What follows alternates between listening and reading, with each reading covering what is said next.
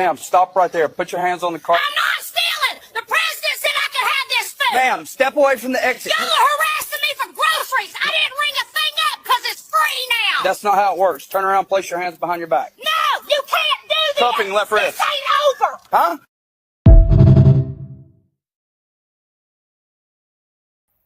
Wow. Hot till. Wow. Well, let's see how good evening. We'll talk about her behavior in a minute. Was that video recent or was it? I don't know. It might as well be It was recent. It was recent. It's been about 4 days. Yeah. It might as well be. Well, anyway, good evening, everyone. Welcome to The Truth Behind the Truth. Welcome our VP of operations here and all of Atlanta's best kept secret and everything else and above in between. And finally in the relationship he wants to be. I'm kidding. How are you, Charles? Yes. I'm good. Good. We are coming to you live, guys, from our new studio. Woo-hoo-hoo. It is a place in the making. It's going to be evolving over the next couple of weeks, and you'll see, like, oh my gosh, what are they doing out there in California? We're doing it up, y'all. We're doing the best we can. That's right. To be honest with you, everybody trying to stay sane and stay mentally well like and that healthy. woman. Yeah. Well, I'm sure at the end of the day, it's Charles, how you doing? I'm hanging in there. That's good. So let's dive into our particulars real quick. Please remember to like and share with us. Please like and share.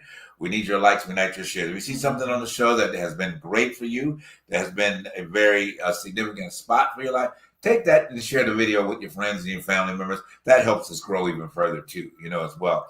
Contributions, please consider contributing to this platform. As you can see, we have a new studio. We need to support and pay in the studio. Okay, we want something to happen. We want to keep it growing. We're making this into a full podcast studio, so we need your help and support to be able to do that as well. All right, Cash App, Venmo, and also on our on our email. Sorry about that, guys. I got sidetracked there. ttbttshow@gmail. All right. So, getting into what has happened and what is going on in the country. So, most of the SNAP benefits have been temporarily stopped, as we can see from the behavior of the woman that was on the screen. But she said that the president told her that she can go out and steal because her SNAP benefits got stopped. So, I do want to say this real quick about the SNAP benefits. For those of you that think that it's all in-housed by people of color, it's not. That's a clear video to let you know that Black people are not the complete recipients of SNAP benefits, right? So we really need to stop pointing fingers at African American people, about things of that nature, because that it's not right, to be putting that type of label on us, at the end of the day, because that's not what we're about. I mean, some of it is, and we said that we talked about that a little bit this evening too, is why there are so many single Black mothers, and why that is. And we decided to dig into that a little bit as well, because it's accountability. It's accountability. It's a male accountability, and it's an accountability of, I'm just going to say it, dropping seed where you should be dropping seed. Women are not a seed place where you can just drop seed off and keep it moving, okay? But that's what it seems like. And you come back and drop some more seed, the next thing you know, you got 3 or 4 kids you got to take care of, and then you don't want to do it. I'm not putting all the blame on the man. But it seems like that is the focal or the point that we get to see all the time, is that we see diligent Black mothers, and I'm not saying it's limited to Black mothers, because I know there's a lot of Hispanic women that go through the same thing as well, especially out here. But it does seem like what's going on with the male factor and the responsibility of this, because honestly, we really shouldn't have to be worried about SNAP to the degree that we are, or that type of extra benefit in that if the family was together, or they had both the husband and, I won't say husband and wife, because we got a video about that, the 2 partners together in that particular relationship, and maintaining the added responsibility of having the children or creating life, and not being there for that aspect of it. But what's your opinion on it? Yeah. Well, I think, to be honest with you, I try not to make it more than what it needs to be, because we all know that mainstream media has utilized Black faces to promote things that they seem as very unfortunate situations, welfare, SNAP, WIC. Right. But this has always been a an organization or an assistance that was based in the 30s, at least during the Great Depression, for those who were able to get it, and we weren't able to get it until the 60s, which is, we weren't able to get it until the year of 1964, Right. and that was right before the Civil Rights Bill, or probably a little bit after the Civil Rights Bill was passed.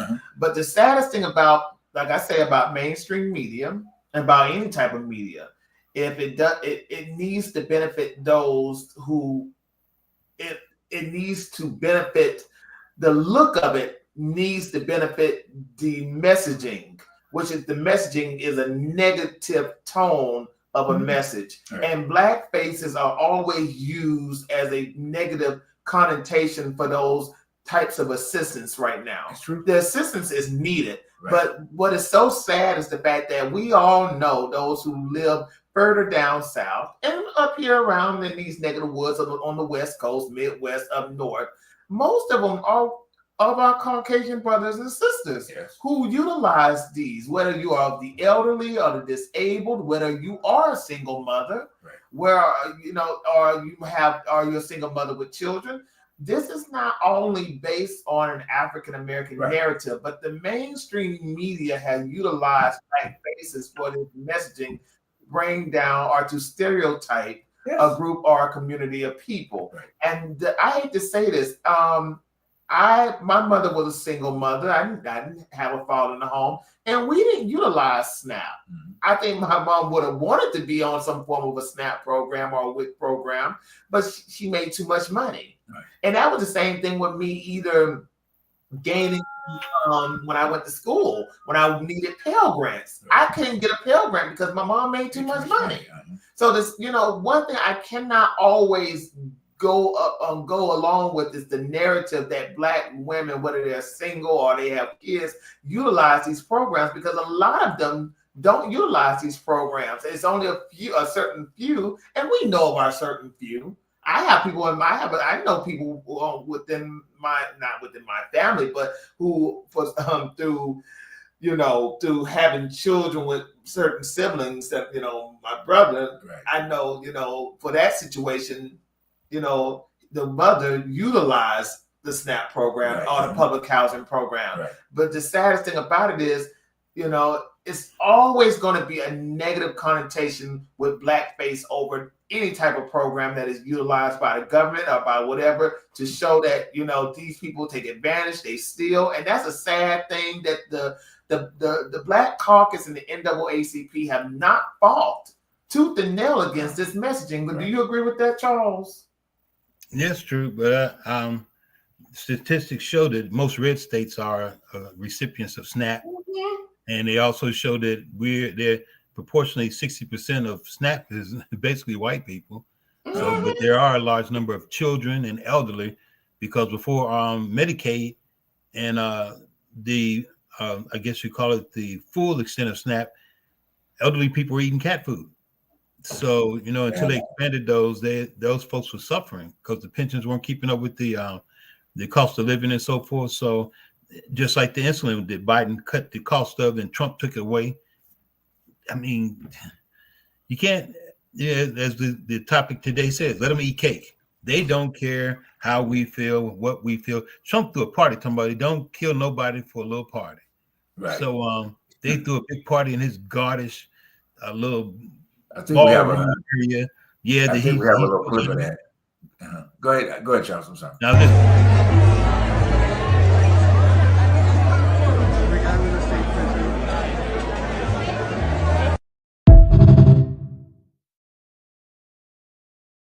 He's such a doofus. He's such a doofus. I can't stand seeing or hearing his voice. But it's still the fact that they don't care. And then I've gotten people keep going at me, what have the Democrats done? And I got to tell them, I don't disagree with them. They haven't done much of anything, but at least they're not taking away or hurting us. I'd rather have them not do nothing than do what Trump them doing, which is taking away our liberties, our civil liberties. Our voting rights have been reduced. They're taking away basically our freedoms. We're not even free in America anymore with them tackling people and grabbing folks off the street and disappearing them and wearing masks. This it's just not America. And I hate to say this, but I've started blocking and unfriending and unfollowing people, because I just feel like if your emotions or your sentiment is with the present administration, then, and I'm gonna just be honest, you're a freaking idiot. So I just don't deal with you, and I cut a lot of that off. Well, you know what's so funny? I wish we had the footage for this, but you know the Jon Stewart, is that his name? The political From the Daily Show, yes. Off the Daily Show. You know, his thing for that was, you know, he can't. He said that the worst thing that Americans have done was closed off from their families who are of any type of MAGA conservative that affiliate with that. And and he said that he has an uncle who he knows is MAGA, but he said that, and I think what it was, they were talking about Joe Rogan, and he asked Jon Stewart, would he ever go on the Joe Rogan show? And he said, I don't have any problems in platforming Joe Rogan or anybody, because they are very objective, and they, you know, and they don't go along to, let's just say he knows him very well, which kills me about certain people when they say, I know him very well. I know he's not a racist. I know he doesn't believe in that crap, which I think is bullshit. Jon Stewart said something that was just so controversial, to the fact that a lot of people were tagging everybody about it on Twitter. And they were saying, you know, this is the reason why you have racism in this country, especially when it boils down to Caucasian brothers and sisters. They don't check their family members, knowing that if it's right or wrong. They knowing if it's wrong, they don't check them. They don't check them at the dinner table, and they don't check them in the moment when it's being used. That's why it still keeps going and going. And I think for the white liberal, and this is where black folks get very icky with white Democrats, they know that this stuff is being said behind closed doors. They know that this racism is still programmed and used to devalue certain people's voices, and they don't check them. They don't check the people that they know that's within their families or the people that they work with. And black folks feel some type of way right now about the Democrats for that. You know, even when it boils down to it, I always say that Jasmine Crockett, that is very telling to me, when you have to be the only black woman or the only black somebody out here doing the work and nobody has your back. I have an issue with that. That's why I've been telling y'all since we've been talking about this lady. I hope she understands that she is not a one woman or one person army by herself. If I were Jasmine Crockett, I would go either independent or go somewhere else, because see, that would piss me off. You're putting my life in jeopardy, number one, which I don't think she has an issue with, because she has a fight that she's fighting for. She has a platform, not only a platform, but she has a purpose. And when you are fighting to free somebody else, your life sometimes to other people, it doesn't matter. And God, hey, I tip my hat to that woman. Because to be honest with you, with the fact that she is doing what she's doing is an honor. For people like Stephen A. Smith, you know what? That is very disheartening to hear that from a black man saying, well, I don't like the fact that what she's saying because she sounds like a hoochie mama and all this stuff. This woman is in Congress doing the work. 3 times overeducated in him. Yes. What are you doing? But then let's get over that. Going back to what I was saying, Jon Stewart and all of these white liberals, they are not doing the work. Some of them. Not a whole lot. I'm just saying. Some of them are not doing the work, and it's very telling when you got George Clooney out there talking about, I think Kamala ran a very bad race and all this other stuff. That's very telling. When you also have Chris Matthews, and you just pulled up, you have a video on him too. Chris Matthews, you got George Clooney, you have Carvel, you got all of these white male liberals talking their heads off about the fact that she wasn't a good choice. You know, Biden should have did this, he should have did that, and all this other stuff. It's showing its ugly face. And I hope people are paying attention, because whether you're Democrat or you're Republican, racism is going to show up in ways that you're going to think, oh, wow. And it's showing me, oh, wow. So, I mean, it's something to think about, Charles. It's something to think about, Jay, that, you know, when you look at stuff, you think to yourself, I thought y'all were better than this. Well, no, it's a systematic situation that still somebody wants to be over somebody. So I can't put all blame on Trump, and I can't put I can't put too much blame on the Democrats too or Republicans, because this is a patriarchal system that still runs deep in the blood flow of this country. So true. Because some people just don't want to give up control, and it's very telling. So But the sad part about it is this: Jasmine's not the only one. There's Delegate Eleanor Holmes Norton in D.C., and there's about 3-4 others who are out there fighting Black women who are actually out there putting up the good fight. Yeah. And I tell this to people: it's because the main media won't show us. We get caught up in not enough resources. So we only stick with what we know and what we see. If you don't see it, you don't know it. This is Can why. I push back on that a little bit, Charles? Then why haven't the NAACP, and I'm going to keep bringing these fools up, why haven't they really been fighting the good fight with this? And I'm going to say, When have they been fighting a good fight? That what triggers me, because we have all of these organizations. We have the Divine Nine, we have the Black Caucus, we have all of this. And I hear Roland Martin. Roland Martin is doing what he can do and what he can do. But we have Fox Soul, that we all know they're controlled by who they're controlled by. But it's so disheartening that this is the only person that you're seeing, and you're seeing this woman being attacked on both sides. You're seeing her being accosted with words and harassment, and I'm surprised that nobody has came out with guns blazing, saying, "You get your hands and get your words off this woman. We're coming in to fight." I'm just saying. That's just me. Go ahead, Charles. All right. So back to what I was saying. Yes, it's because of your sources that you don't know of any other people. And this is the same fight with the NAACP. They don't put it out there. And if you don't go look, you won't find.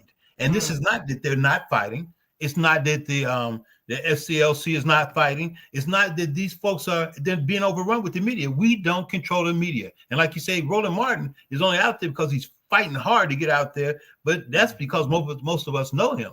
We have so much of a disdain for the NAACP, the SCLC, the Urban League, and all these other folks that we don't even give them any credit. We don't look at them. It's like I tell people about Al Sharpton. Yes, Al Sharpton had a real shaky beginning, but he's still out there fighting the fight. Same with Jesse Jackson. Everyone goes, "Well, Jesse only trying to get rich. He want to be." No, Jesse's been out there. Contrary to what everyone says and the hateration against Jesse Jackson, he's put up the fight. Yes, we all are flawed, and yes, we all fall short. But we got to stop worrying about who ain't there and start worrying about what we're doing. I say this every week. What are we doing? We keep dogging everybody that we don't see. This is just like Africa found trillions of dollars of gold. Have you heard that today? No, nobody's even talking about it. Africa found a whole threshold of gold. Nobody's talking about it. They got enough gold that they can actually outdo Saudi in a sense. But nobody's talking about it, and you didn't know about it. This is my point. We don't have enough resources, and we don't spend enough time investigating to contrary what we say. Well, okay, I'm going to say this real quick, and you guys know I say that all the time, and I won't probably ever change my message in an aspect. To your point that we don't have Black media, yeah, we do. We got BET, okay, but it is Black media. No, it's not. It's white owned and been distinct. It's white owned and whitewashed. No. I hear what you guys are saying, but at the end of the day, it still is Black media. Okay, I understand. Okay, Charles, I get it. I know what has been purchased. Okay, and I understand that they have been purchased. All right, but somebody needs to stand up for what has been being done, and they're not doing it. Okay, purchased or not, somebody needs to say something. All right, at the end of the day, we've got, and this is maybe an agreeable or disagreeable point. Okay, we've got social gatherings every Sunday morning. Okay, I understand the point, but it has to be addressed and has to be called out. And I'm identifying with it so that when we call the shit out, that maybe somebody will pay attention to it. We sit every Sunday morning religiously. We go and sit every Sunday morning, but nobody. We had what's the name that the jackass that was on there that we showed the clip last week was talking about Jasmine Crockett, calling her a hoochie and everything. Do you have any woman that you're promoting out of your stupid ass church that you can say that is in? Huh? What's wrong? No, I'm good. Oh, the stupid ass church, you know, that you are promoting in a level of how many young ladies are sitting right in front of you and you making them stupid ass comments? But okay, still got to be addressed. Still got to call it out. They're sitting right in front of you from Sunday to Sunday. You following this BS that you're putting out there, but yet are you encouraging them to get involved in the political? No, you're not, because you're critiquing a young lady that's already out there doing it. Wake the hell up, people. I mean, at the end of that, and I know I threw some other things out there, but wake the hell up. I mean, and like you said, like you said, Charles, you know, we don't go looking for it, because guess what? You know what we're going looking for. We and you know, I say it out all the time. We know what every rap artist is doing. We know whatever hip hop song that's going on, but we don't know what is affecting our communities within the ranks of the community. We don't at all. Believe me. Let me play this clip with about Jasmine and that everybody's hero now, Mr. Stephen A. Smith. Stephen A. Smith has some comments about you and the way that you conducted yourself towards Trump and different things like that. But he has since then he has apologized since the backlash he's received. First of all, how did you feel when you heard those comments from Stephen A. Smith? And secondly, did you accept his apology? Yeah, so when I first heard the comments, I was disappointed. I'm going to be perfectly honest. And I've never met Stephen A. We've never had a conversation a day in our lives. I was disappointed simply because it was a Black man. I'm going to be perfectly honest. Like, in the work that I do, I anticipate that there's tons of racists or just tons of people that are on the other side from me that will be critical and not focus on the substance of what it is that I'm doing, not focus on the legislation, not focus on the money that I bring in, not focus on the programs that I run out of my districts, not focus on how I am very much in tune with keeping my districts informed of what's going on in the government, like the meat and potatoes. Like, I get that they will ignore all that stuff. But in a time in which Black women specifically are under attack, and we all know what Malcolm X said about the Black woman, I just felt a way that there was a Black man who decided not to do any research and decided to more so comment on my stylistic approach, which I'm good with people disagreeing or whatever, but to use your platform in order to not only come for me, but consistently kind of have a track record of coming for Black women. I was just very disappointed in him. Like, that was just really disappointing from like a cultural standpoint. As relates to his apology, I'm gonna be honest, and I'm gonna tell you that, like, I haven't paid attention whatsoever. I do feel like whatever took place was more so in response to the backlash. And so, you know, it's kind of like, all right, so if you hadn't gotten smoke, like, would you have done it? It's done. We're moving on. And I just got to say that I appreciate and love the people, because people that follow me pay attention and they know the things that I'm doing. They understand why I am pushing back on Trump. They understand that Trump is the big threat, not how I talk, but what he's doing, the things that are literally taking people's food out of their mouths, taking their jobs away from them, taking access to education away from them, taking access to capital, whether it's to buy a home or to start your business. Like, they understand that I'm not really the threat as a sitting House member. He is. And so I appreciate that people like spoke out, and I didn't really need to say anything. So I appreciate what she was saying, but I think she was a little soft in her approach. She had to be. You know what I'm saying? I mean, I think that because, you know, I would have thought that she would have probably this metaphor, taking the knife and went after Stephen's throat, okay, and cut him a new one or cut him a new mouth or something, do the Joker on or something. You know, at the end of the day, she was I think she was a little delicate, and you know, in her approach back to what it was. She might have played it safe in that conversation that she was being asked on the Shade Room, you know, about that. I mean, what do you guys think? I think she took the best approach, because at the end of the day, they were looking for that knife to come out. Okay. And to be honest with you, she didn't play to the trope that they wanted her to play, of her trying to downgrade a Black man, but the sad we fighting each other. Right. That's the problem. I've been saying that for the longest. Us fighting each other is the problem. But see, what Stephen A. and what she said is true. You don't do research, and you damn sure don't do homework. And if black folks would follow the money, or if people in general would follow the money, why would you even come out in this time to make statements of such? Right. Who's paying you? The same with that bishop that made those statements. Who is paying that bishop? Follow the money. Right. Or close the doors. Right. Is that what old dude said? Close the doors. Right. Because they want Lock the the money. doors. Lock the doors. Lock the doors. Lock the doors. Uh-huh. The saddest thing about people is that they don't ask questions. They go along because, oh yeah, he is right, because I'm so tired of her trying to play up this black woman, and we know she got all his degrees and she's been. It doesn't matter. Why is he saying it? He's never been into politics before. That's a good question to ask. Stephen A., as long as I've been sort of watching him, at this point in time in our nation's history, why is he into politics? Who told him he needed to set up a podcast to talk about things he don't know about? Go ahead, Charles. The white people.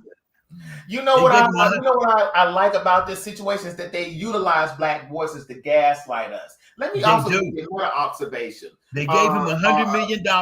They gave him $100 million because he even said, I've been approached by a lot of people, it ain't black folks, that I should make a comment about politics, even though that's not my lane. But I feel that it's important that I put my spin on it.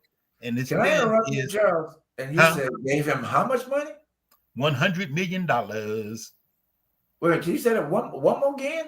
$100 million contract. See, there you go. Follow the money. For the okay. You know, I can't even get into it. Go ahead with your point. That right now just blew my mind. But see, this is what Republicans, you know, this lady, I think her name, and she's running for governor out there in Virginia. Her name is Winsome Earl Sears, right? Yeah. Yeah. So, you know, this woman right here, you ain't never seen this woman. I'm so sorry we don't have an official picture of her, but this is the woman that I'm talking about. Y'all know they using this woman to gaslight black folks into voting for this. Why we ain't voting for this woman, or why, you know, what's the purpose of Obama being out there in Virginia talking about, you know, support Kamala, but don't support this woman because she's black. What did black have to do with that? See, this is, and I hear what you're saying, but this is really the situation. When Kamala, and I'm not talking about y'all, I'm talking about the Republicans. Right. I'm talking about black folk who didn't want to vote regardless. You said that this woman wasn't black. Now, we all know Kamala is, you know, she's Jamaican, Indian, you know, and all this other stuff. But this woman right here, now this is this is the goalpost being moved. This woman's Jamaican American too. And now she's black. Kamala wasn't black enough because she was Jamaican. We don't trust anything that's not a black origin or black American origin or whatever. But this woman, you want us to trust this woman because she's of the Republican MAGA influence? And the saddest thing about it is, though, they're doing this. They are really gaslighting us to make us feel some type of way about us not supporting black Republicans and or anything that's black or MAGA. But then y'all would tell us that voting, we need to get off the Democratic plantation when it boils down to us voting black Democratic politicians, but you want us to be on the Republican plantation. See, you got to make it make sense. But let me tell y'all, I'm gonna leave this alone. You know who's my favorite person on that side? Nick Fuentes. He's becoming to be. I'm watching him. I'm watching him as much as I was watching Charlie Kirk. I'm beginning to love him. You want to know why? Because he is showing the ugliness of what it is to be a MAGA Republican. If you're going to be racist against aliens, you know, Hispanics and all this other stuff, you need to be racist on their side too. And he's telling Republicans, especially the MAGA racists, why are y'all supporting diversity? He wants J.D. Vance to divorce his wife. Wow. That's deep.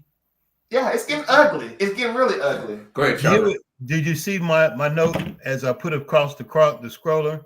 Go ahead. The lower 30 says Stephen A. Smith's annual salary is estimated to be around $40 million. Based on his combined income from multiple sources, this includes his 5-year, $105 million ESPN deal, which makes him think he's able to comment on anything with his pen. You're being nice. He thinks he's the shit. He is. Okay. Yeah. Did you see him walk the court, the basketball court? But again, I'm gonna get you sucker walk. That hairline, I'm so sorry for receding hairlines, but that thing is way back here. It's back here. And he walking on, and I listen, hey, 40 million, hey, I cannot say nothing. That ain't bad financially, but it's the principle and it's the integrity of that 40 million. I just want to say. We got to pivot on, but let me say this. I'm tired of this being the platform. Okay. I'm tired of this being the platform. Okay. Because the expectation of because Stephen A. Smith was this shade that we're expecting something different. If the content of your heart ain't right, what else is going to come out of you? Okay. At the end of the day, you're going to be chasing a dollar like anybody else. Okay. Because the dollar's in front of you. It doesn't matter at the end of the day. All right. Moving on. So, The View today, was graced. All right. I'm going to say it this way, graced with the Republican nemesis that she has grown to be in her own way, pushing back a lot of things, Marjorie Taylor Greene. All right. So did you see it, Charles? Did you get a chance to see it? No, I actually am going to watch later tonight. I missed it. Okay. All right. I know you can watch later on that. So we'll probably need to get their full of comments maybe next weekend, but I'll just kind of share what I saw today. So it wasn't what I expected. Okay. By no stretch of the imagination. I was really surprised. at the women at the table. Everybody had great comments, I guess, to ask her. And she really was, I think, a little bit more transparent than we've ever seen her be for the cameras, okay? Because it seems like that every time we hear from her, she's always saying something to Jasmine, supporting Trump. So she didn't make any mistake that she does support Donald Trump, okay? She was a very intricate part of him getting elected. She admits to that. She supports her president. She thinks that he's a halfway good president. Well, she said a halfway good president. Okay? You can't expect much all the time from certain people. I was like, wow, when she said that, but she's still behind him. She talked about her constituents in her district and why she is against the Republican Party and what's going on right now about the government being shut, trying to hold Democrats accountable for what it is. She clearly said that it's a Republican problem. And she mentioned that Mike Johnson was a Republican problem, and she has no problem telling him to her face that he's a problem. Okay. She mentioned that she appreciated the harmony that she found with the ladies on The View today. They found the same harmony with her. She wants to see women empower each other more so than what they have been on every spectrum. And she feels that women can get things done, where she's tired of the old white men making the decisions on the country that they have no clue about. I was like, wow. Okay. How did she get in there in the first place? Well, but again, there has been a turn of events in her life somewhere that has caused her to look at things a little bit different than what she does. All right. So she's about, as she said, America First, creating that harmony back in America. And I believe that her constituents in her area, which is in North Georgia, have come to the table and say, look, what y'all doing ain't helping us. Because we about to get set out of our house. We don't have food to feed our families, whatever the case may be. And then she brought up that as well.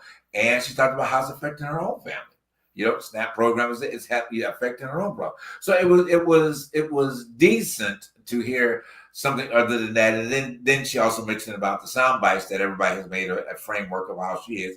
She said those are sound bites. Nobody's ever heard the beginning or the end of those sound bites to see what she actually said in the process of that. So I was like, okay, we have to give her grace for that, all right? Because we don't get to see them. We get to see the conspiracy theories and things that are seemingly being pushed by her, maybe, or 2 or 3 words that have been said, cut, sliced, and whatever, to present to the media and a different level to keep her as a arch nemesis to the Democratic Party. So my thing, like I said in the beginning, like this whole situation when their president got elected, I'm gonna do the Sealy, all right? And the Sealy is I'm gonna sit back and we'll see what the wall gonna look like. All right. So if y'all feel familiar with the color purple, because when Sue Avery, whatever, she threw her food on the wall the first time, so I'm not about to see who throw the shit on the wall at this time. All right. And who gonna blame who for it at the end of the day? I do wish my brothers and sisters that are on the SNAP program, kind of how we started out. I wish them well in terms of being able to feed their families, because when you watch some of the stories, you can't help but be being gripped in, and hearing the stories that while I brought up earlier about the single mothers and, and where this one single woman, fortunately, but unfortunately, she was an African American woman. She said she made sure that her children were them if she just had to drink water with sugar in it, and that's sad. That's so sad. But the sad part about that is where I started earlier, and we talked about earlier, is where are these relationships going? And we have to take it back to something, how she became a single mother. What is going on in these relationships? Why are we doing this to these women? We got to hey, look, they ain't having these women, these babies by themselves. And at the end of the day, y'all know you need to strap up if you're hanging out with a woman. You need to do it. You create quick kids. Just being straight up. When you squirt, you create. Bottom line. All right. Now you can say that, well, she invited it. She. Yeah, you can say she. But at the end of the day, you keep allowing yourself to go back for something, and you keep squirting. I'm just being straight up. All right. At the end of the day, why are we not taking responsibility, fellas? And this takes two to tango. Stop blaming one side of it. It takes two people. I hate when people do that. Men this, men that. I hate that. I hate that man. It does take It does take two to tango, but then it does take one to have responsibility. And I ain't saying that he can't get in there and have the tango, but the tango mean put the shit over the dick. It means both of them, damn it. Stop saying it. She can do birth control. She can do birth control. Stop saying that shit. I get tired of hearing that. Every time you bashing men. You do that every week, Jay. You do that every week. He got responsibility to stop bashing men. I get tired of hearing that shit. You bash men every week. The man don't do this. The man needs to do that. It's up two people. I don't care if, Charles, listen. If she, look, and we both have seen it work in our family. Okay. They take birth control. They ain't got to always strap up. They got birth control. But no, I understand. But then they get a condom birth control too. Why? Look, Charles. I can't give you that one, brother. I can't give you that one. When you're going out. You know what you're going to find. Not you, but you know what you're going. You know what you're going out. Pussy escaping. I'm just for being blunt, y'all. You know that. Why in the hell do you not have a damn condom in your mouth? She knows she gonna get pregnant. She knows she got to carry that baby. She knows she gonna be responsible for it. Stop damn bashing a man about something she need to take responsibility for. But Charles, okay, you know that just as well as I do. All right, you need to back up off the shit when you know what's going on. You ain't got to go in there full force. You ain't got to fall up on it. She didn't trip and fall on it. She had to open her legs. So stop saying that he got to be responsible. Charles, I know you want to, but Charles, there is a personal responsibility here. Now I understand what you're saying on both parts, but at the end of the day, she ain't giving life by herself. Okay, and I understand that particular point in time. Whether she tricking you or not,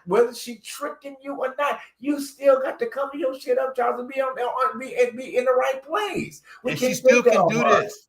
Close her legs and not do it. It's just that simple. Well, there's so many ways to this. There's so many ways to this unfortunate situation. These unfortunate situations. Right.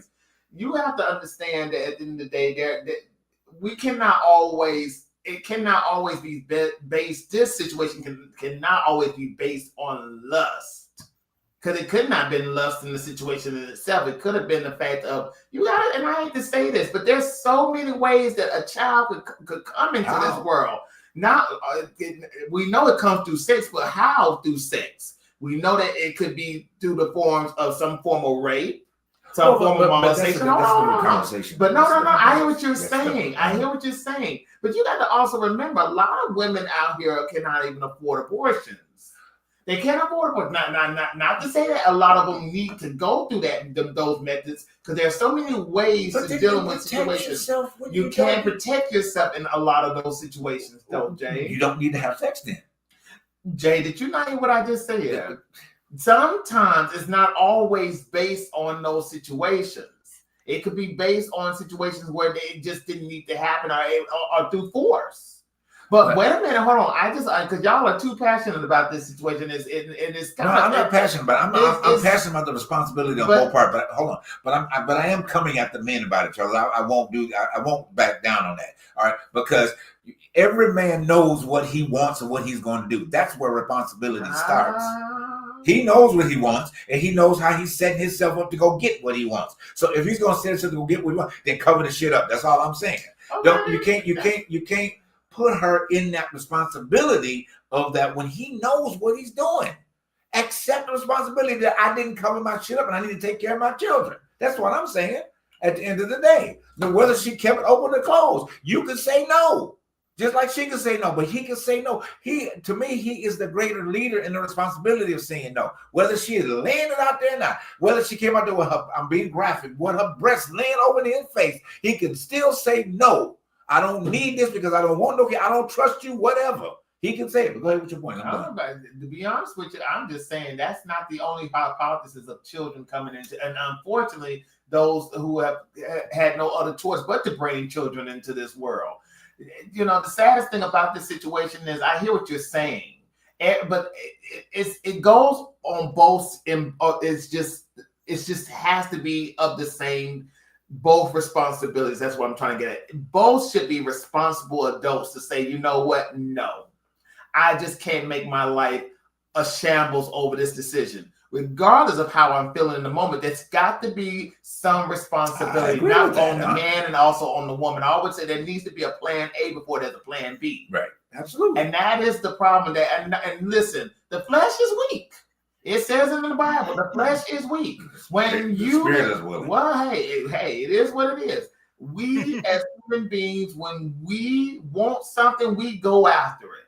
Not even taking into considerations the consequences and the outcomes or what happened. It's like in the movie with Tina Turner when they went to the bar, and you know what her sister said at the bar. You know what comes with this territory if you go laying down with any old man. But the saddest thing about it is you have a lot of women, you have a lot of men who don't understand that. If I lay down with this person, they don't care. They don't care. That's my point, Charles. They don't care. And then what we have right now is that we have the long responsibility typically falling on the woman, regardless black, white, and Hispanic, whatever, falling on the women. Now we've got children out here that can't eat because somebody wanted to get their dick wet. Excuse me for being blunt. That's what I'm talking about. We got kids that can't eat. We got kids that need health care. We got all of this going on that rests on the parental responsibility of getting your dick wet or your pussy licked or whatever. I know I'm being graphic tonight, but it's the same. It's the same thing. It's a responsibility here. You know, if we had more licking than sticking, we might not have no. If we had more licking than sticking, we'd be no children. So that's right there. You know, I mean, true. I mean, at the end of the day, you know, but it's been going on for a long time. And this type of stuff has been going on for a very long time. And it's been in existence or whatever. I get it. You know, I mean, it's a social problem. Okay, and it's a major social problem. Basically. No, it's a social problem because you can't put it on class because it happens in every culture. You know, there are tons of I got Hispanic women friends that are going through the same situation. Culture, you know. So and I'm not necessarily in necessarily in being black men, but I have to refer to black men because that's of my ethnicity, you know. But at the end of the day, it goes on in the Hispanic rampant. They got a lot of unwed mothers and children all over the place and things like that, you know. And our Caucasian brothers and sisters, they just keep it secret, you know. Well, one of my good friends, Caucasian woman, she married. He decides to be a jackass and leave her with her kids, you know. But this is a larger what they call it. This is just a thread in the social dysfunction of the country. Yes, the world. I agree. This thread also lends into the understanding of finances. It also lends into the thread of politics. It lends into the thread of even leadership, because without a understanding of what is consequences and resources, nothing is getting done. Everything is a hearsay. People rely so much on each other. Hell, I have to say this because I'm still not a Charlie Kirk fan, but Charlie Kirk said it best.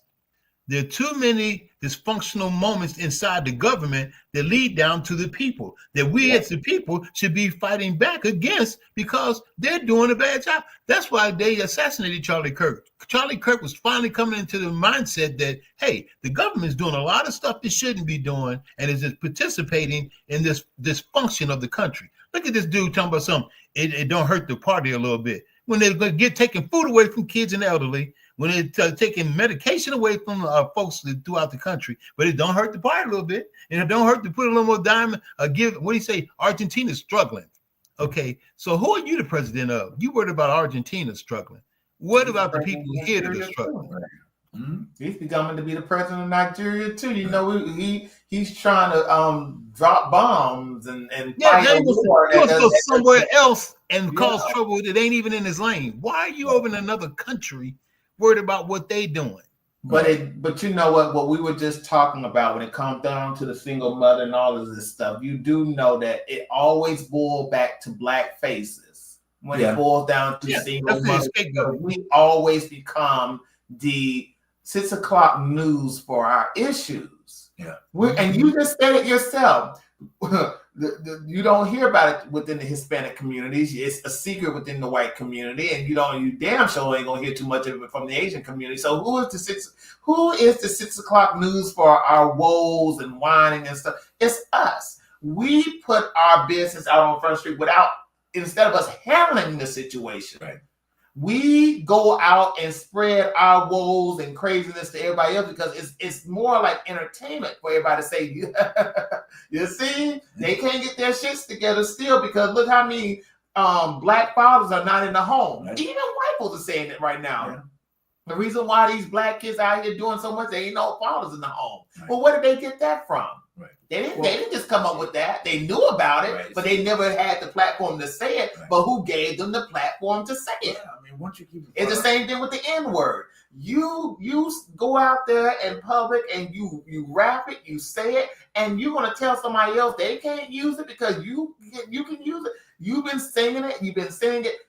Who platformed it? We be platforming shit that don't need to be platformed. Right. And that's one thing I wish we could do as a community is roll back all of this craziness and say, you know what? We need to have a reset, a culture reset. Yeah. If you are a single mother, why can't the church get involved? Well, the church is always involved. Too much. I don't think the church should get involved because they start telling you how to live your life rather than but to assist the situation. Right. We need programs with mentors, but you can't do. You make superheroes out of drug dealers and doggone what is it? Drug dealers, gang bangers. They're all superheroes now. Right. And all that has no relevance in our life whatsoever. I'm not going to criticize a person who felt they had to do something entrepreneurial to make their family, to feed their family. But when you're at the detriment of other people, that's not a good thing. I'm going to kill everybody in the neighborhood just so my family have a car and a nice house. That's not, it's not a, what do you call it? A conducive situation. And too many folks get caught up in the gang. They want to be a drug dealer. I'm the kingpin. I'm the leader of the OTFs. And everybody wants this dirty side. They want to be the mafia. The mafia don't even like black people.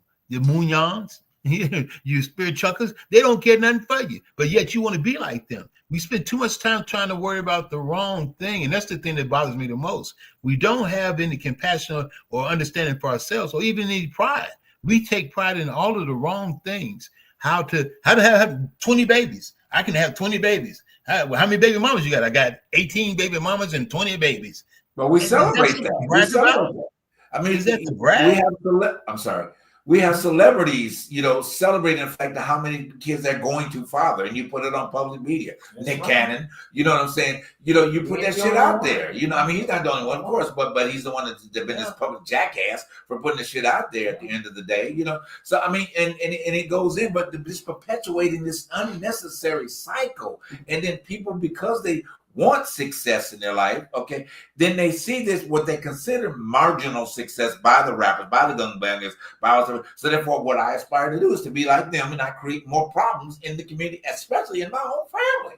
But we want. And again, not limited to just our culture, But this cultured situation has risen to being on all cultures at this point. Because we don't never on this show, we don't never talk about the Latino community. How in the hell they just bad or worse. Yeah. Look at it right here in LA, they worse. I really think that if you look at they are worse. South LA over East LA, they be doing all kind of shit. if you look at the imbalance of everything, think about this. Okay, so and there's no defense against Puffy. Puffy's the smallest fish in the sea when it comes to all this pedophile, sexual deviance, and all that. He's a tiny fish in the sea. He's not even on the scale of Epstein or any of them other ones. But yet he got his cert. They got a judge who messed around a religious leader who sexually assaulted 8-year-old and 10-year-old kids. He got 6 months in jail. But yet Puffy's on court for grown-ups doing deviant stuff. Wasn't no misconduct where nobody said they got raped. This was just people being manipulated and doing what they want to do. But yet we don't look at Woody Allen? He's still out here making movies and making money. He assaulted the stepdaughter that he adopted and had kids by her. Look at Jerry Lee Lewis. He was caught up with statutory rape. He still made records. Still got. Look at the guy on Seventh Heaven. He was molesting kids on the set. They still got his stuff in syndication. Bill Cosby got everything. He got wiped out, erased, and went to court over all of it. But this guy admitted he done it, and he didn't go spend a day in jail. And still get his residuals from his syndication. Yeah, Everything. Still what's got the his nigga when I can't stand David Duchovny? Oh my God! Exactly. Oh my Yep. God! Really? Yes. Exactly. That's what I say. The scales aren't balanced. Because, right. No, and I get it. There is really not a balance when it comes to situations such as that. I mean, it is a human problem. It's not an ethnicity problem. It's a human problem. Okay. And until the human part of it gets straightened out, it's going to be remaining the situation. Because again, we identify because of what we why represent. do you not understand that because it's I don't unbalanced? know. I don't why know. Why fall into the pocket This is why of we're making here. dumb decisions, especially with this skin? This is why we're here. Charlie Sheen can go past HIV and all this other stuff to 22 to 30 folks and still have his reruns on every single day. Did a Netflix special. Got a Netflix special for it. Netflix special. Yeah. While Bill Cosby Talking about his shit. Bill Cosby cannot even have his show on rerun. We know this. Right. We see it. But don't you understand that this system was never for us? Well, I'm just saying we need to understand that follow the money. You need to understand that at the end of the day, you live in an unjust world where the goalpost, and I'm gonna keep repeating this, is always moved. It's on wheels.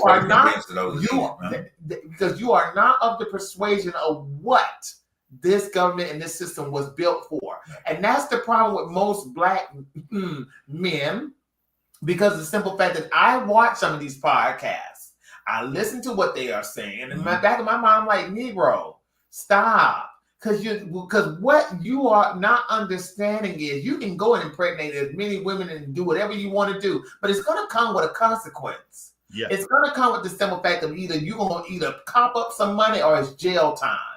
Or it might be considered rape, depending on or what you're screwing. Right. They're going to come out and say some foul shit, and you're going to have to pay the consequences. Other than this other person who ain't going to never have to pay consequences because they know somebody. Right. Do you know anybody? Right. It all boils down to who you know and who your connection is. That's why OJ, I hate to bring up OJ, but OJ got away with so much shit up until that point that when the shit did hit the fans, they didn't have no other choice but to leave because they had covered up so much shit. It was like, what the fuck? We can't protect you anymore, man. We told you that you need to calm your ass down. But since you over here killing white women, and not only that, killing your wife. And the sad part is they still found out that OJ had nothing to do with it. They found there's a white guy that was Nicole's gardener who was known for killing people and molesting women, and they found all the evidence, and it still ain't out there. It still ain't coming out. It didn't matter. You know why, Charles? You know why you're good? Because you read. You know why you're good? Because you read. You know why I'm good? Because I read. Because we involve ourselves in knowledge to make ourselves better. But when you don't go to the things that have that. This is why it perpetuates the problems that we're experiencing right now.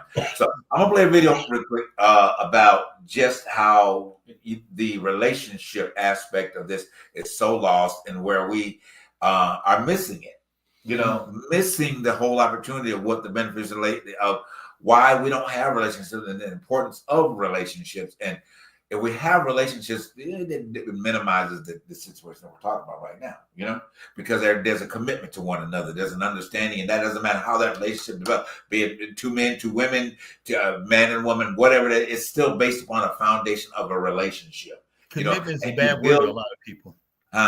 Commitment is a bad word to a lot of people. Oh my God, it is. It really is. But let's take a listen to this real quick. People love to pressure us in holy matrimony. Two becomes one. Like it's divine math. That is exactly how you end up with one identity crisis and two miserable people. These religious systems don't just create rules. They create guilt to enforce them, programming men and women to fear the consequences of freedom. They turned a spiritual awakening into a marriage requirement. And the setup is the man who leaves is branded irresponsible or unfaithful, and the woman who leaves is labeled disloyal or rebellious. It is a design keeping everyone emotionally indebted to a structure feeding off of its compliance, advertising to us connection as a moral battlefield rather than a spiritual bond. The system's greatest illusion is teaching people that to suffer is to serve, as if pain is the only way you can get closer to God. All in the name of two becoming one, convincing people that unless there is adultery, everything else must be endured, shaping entire societies to believe that love should be survived instead of experienced. Now people are entering relationships hoping partnership will fix what only introspection can heal.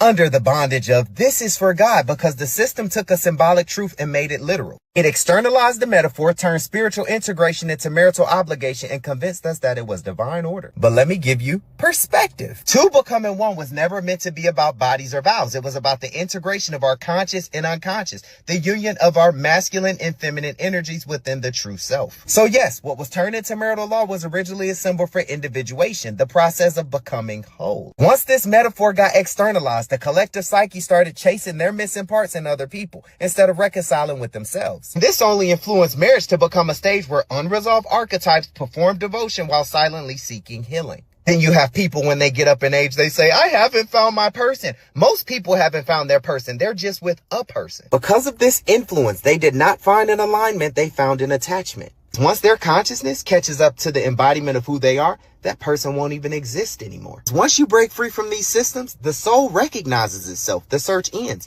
Not because it stopped looking, but because it recognized nothing was ever missing.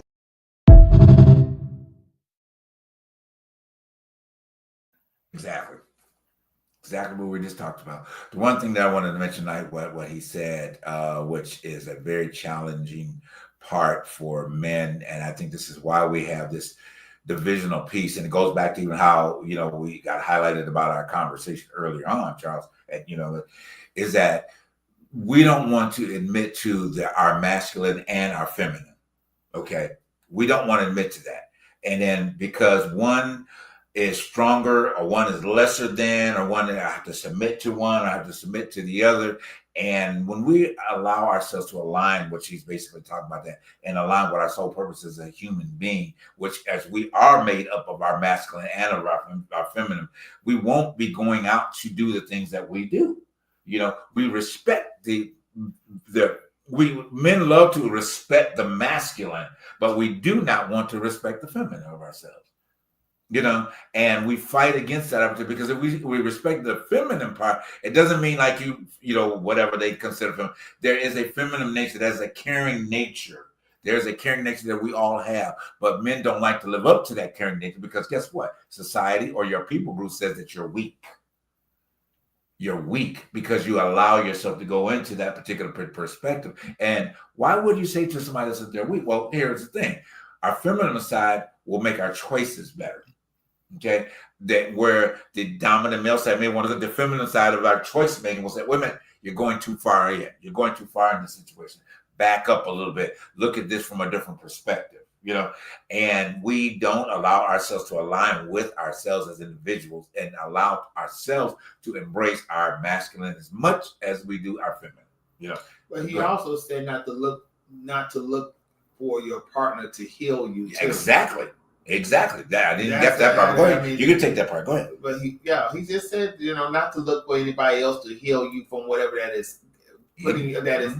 really putting you down, not putting you down, but keeping you down. Uh-huh. You need to also have you need to have the strength to find yourself. Right. And I think he said, when he towards the end, he said, people always say, I haven't found my person. Well, I think the person is definitely, you need to be looking for yourself to be. Let's just say this: you are the person. You just need to go find it. Right. Instead of looking for that person in somebody else, Right. you need to go seek that person that you are trying to develop within yourself. Right. Because I always say the greatest love of all is one of my favorite songs. I think you need to, you need to love yourself. I think a lot of people don't. Charles, love yourself. I think a lot of people don't love themselves, and I am not perfect. I'm not perfect. There's a lot of things I'm still trying to work on as a human being and as a person who has been struggling with body dysmorphia, mental craziness. I have my situations. Every time I just don't like to just see myself in the mirror. Now, what gets me going is I do need to sometimes take a step back and say, well, darling, this is not the only thing in life you need to worry about. But you know what? The flesh is weak. When you're not getting the promotion, when you're not getting the recognition for the hard work you do, when you're not feeling like, oh God, things are not going the way it should go financially, then something's wrong with me. But it's not. And that's where society, well, you know what? Social media and society, they tend to point the finger at the common denominator is you. Right. And you dog yourself. You don't even wait for anybody to dog you. You dog yourself. So I think most people, when they get into relationships, they're looking for the affirmations from somebody else. That means sex. It should be that means sex sometimes. Right. That means laying down and performing. And that is not even affirmation. Well, That's an and that's the saddest thing about it is for some people that is affirmation. Well, I'm sorry, that's gratification. Well, that's gratification, Right. but then it can be affirmation at the same time. Because then you having verbal sex, aren't we all? When that person's giving you that, oh, you know what, you the best, you hitting the spot. Some people think that's affirmation to them. Well, I'm going to say it like the orangutan on the Return from the Planet of the Apes. Youth is wasted on the young. And the reason I say that as a divorced senior citizen, man, it sounds weird, but still, the fact is a lot of my understanding and my wisdom comes from experience, which is a lot of folks. And we go through things. And until we actually have my saying every week, look in the mirror. If you can't tell that person in the mirror what to do, you can't tell nobody else what to do. And we take accountability for how we feel. And that's true. We are emotions, our testosterone and the estrogen and our sexual energy. And when we're young, that stuff is on the high. It's super high. And there is no guidance. And as time has shown us, society has changed a lot. It used to be a time we respected our elders, and our elders could give us wisdom and let us move forward. Now we don't get them out the way, put them in a senior home somewhere, get them on out because they don't know that was their time. And now we're all in a different type of atmosphere where, as a father, I braided hair. I went to parent-teacher conferences. I was in a PTA. I've done a lot of stuff with my kids that most fathers don't do. But that doesn't necessarily mean it's not a father's job. We all have to contribute to the raising or rearing of our children. And most guys, I've had guys say, hey, man, I got to babysit my kids. How you babysitting your kids? Them your kids. They live with you. How you babysitting them? Them yours. One thing, and we'll wrap it up with this last video from the guy. With my grandson, and I really take, and he can really just to speak of the relationship that I have with my grandson. I tell him all the time, and I talk to him, if not every week, at least every other week, and we have these long, extensive conversations. But I tell him straight up. You know what I mean? And I don't fluff it. I don't do it. And at first he was like, Papa, don't talk like that. I ain't used to you talking like that. So you know what? I got to talk to you like you're NIGGR in the street. Okay? Because that's what you're relating to, But then when I go there on certain topics or whatever and break it down, he says, Papa, I really appreciate you being transparent with me. You know, he said, I appreciate you preparing me or making an effort to prepare one from coming down to relationships or whatever, and how I should look, should look at things.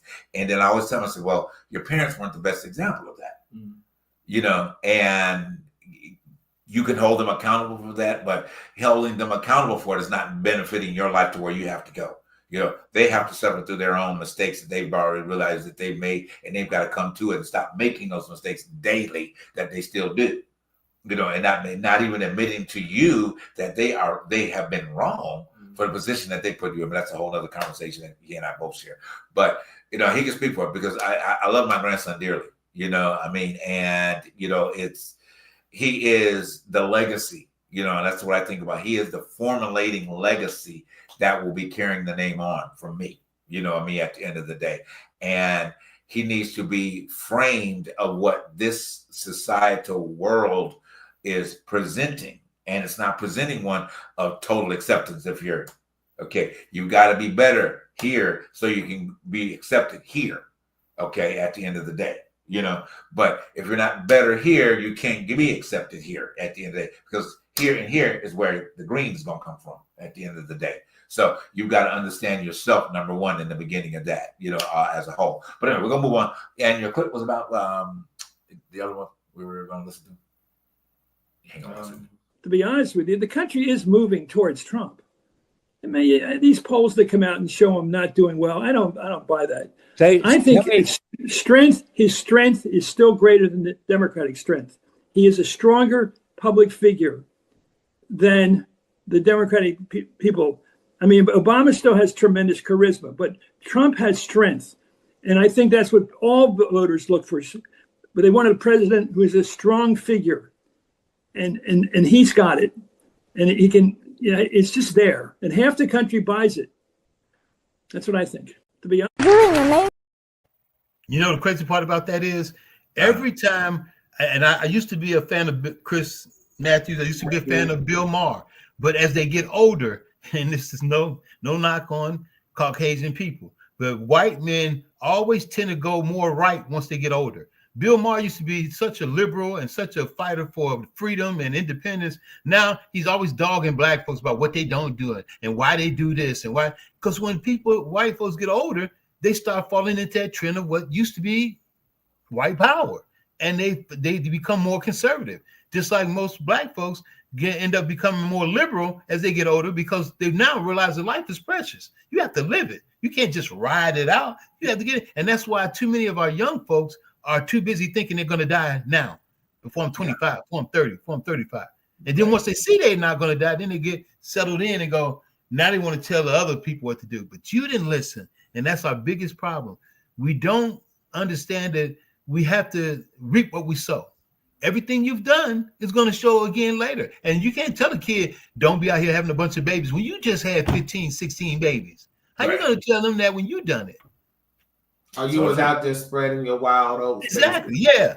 What's so funny even about that clip is the fact that very same man that just said that, and I agree with you, but it goes back to that patriarchal system. You saw how he looked. Yeah. At the end of the day, it's some of them, they believe that that's what power looks like, being strong and being male and being white. But the saddest thing about this fool, because I'm going to call him that, because when Obama was president, you have to remind yourself, this man was always on Obama about not making deals with Republicans and not going to cocktail parties and making these deals. Obama was the first black president. This is what I'm talking about, integrity and responsibility. Obama knew he was the first. You want to know why he knew he was the first? Because his wife probably was at home telling him, you are the first. You need to set the example. And the example is you bring your tail home to us at 6 o'clock. I'm so sorry. At 6 o'clock in the evening, you bring your tail to us because we're having dinner as a family.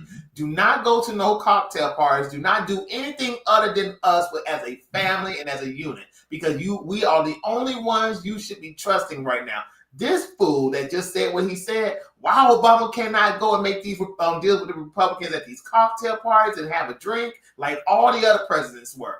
All the other presidents used to just, make, go out and have a drink, and then, they had they piled around. You want to know why Clinton is in the situation that he always, because he was never where he needed to be.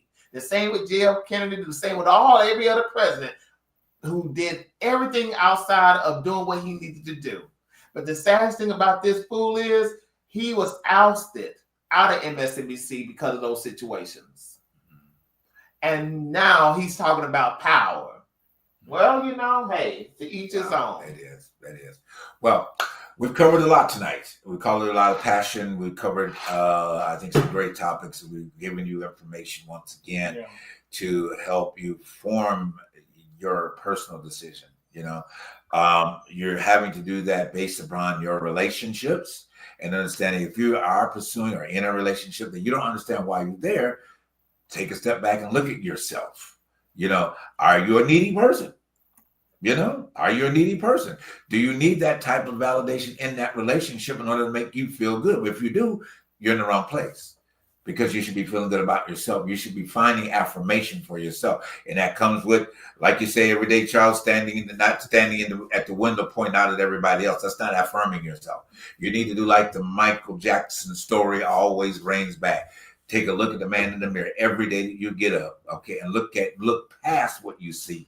All right, look past what you see, identify that, and affirm that person for the goodness that person brought to the earth that day. Because you woke up, you brought some good to the earth. But you got to recognize that you are good for the earth. You are good for the people that you come in contact with, and you're here to spread good. But if you don't see yourself as first being good, you won't attract good.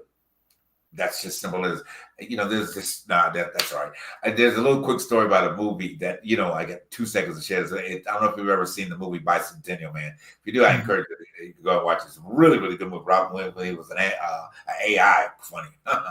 But there's a scene in there where he's being transformed to be looking more and more human. And the doctor that was helping him out, he took his outer layer off, okay?